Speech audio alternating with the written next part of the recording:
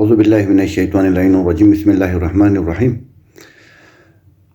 گانچھے جو نیٹکو کی گاڑی ہے مرمت کی گئی تھی، اس کو بنایا گیا تھا۔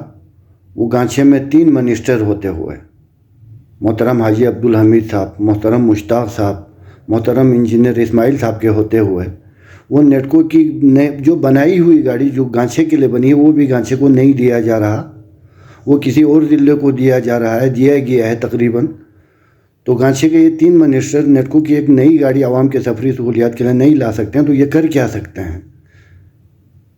دیکھیں، یہ جمالی صاحب جو ہیں نیٹکو کے ابھی ایم ڈی بھی ہیں، وہ وزیر خزانہ کے کنٹرول میں، وزیر خزانہ کے سیکریٹری ہیں، وہ سیکریٹری فائنینس ہیں جمالی صاحب۔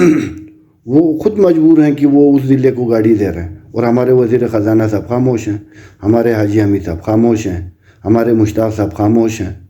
تو عوام اس پہ بھرپور آواز اٹھائیں، آپ کی گاڑی کسی اور ضلع کو دیا گیا ہے، اب آپ خاموش رہیں گے تو پھر آپ کو انہی کھٹارہ گاڑیوں میں، انہی جنازوں میں، نیٹکو کے جنازوں میں سفر کرنا پڑے گا۔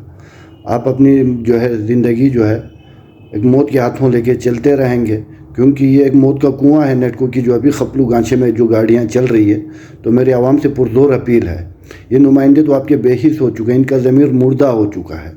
ان کے ضلع میں بڑی مشکل سے وہ نیٹکو کی گاڑی بنائی گئی تھی، وہ بنایا ہوا گاڑی بھی آپ کے ضلع کو نہیں دیا جا رہا، حالانکہ وہ گاڑی آپ کی اپنی ہے۔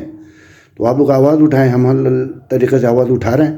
اگر نہ دینے کی صورت میں ہم یہاں انشاءاللہ اسلام آباد میں بھی بھرپور طریقے سے احتجاج کریں گے، آپ لوگ گانچھے میں بھی بھرپور احتجاج کریں، اور ان نمائندوں کو بھی جو ہے آپ لوگ ایک سبق سکھائیں، ان کو اللہ ان کو ہدایت دے۔ اب یہ اپنے ضلع کی گاڑی نہیں بچا سکتے ہیں تو یہ ضلع کے مسائل کیسے حل کریں گے؟ بہت بہت شکریہ۔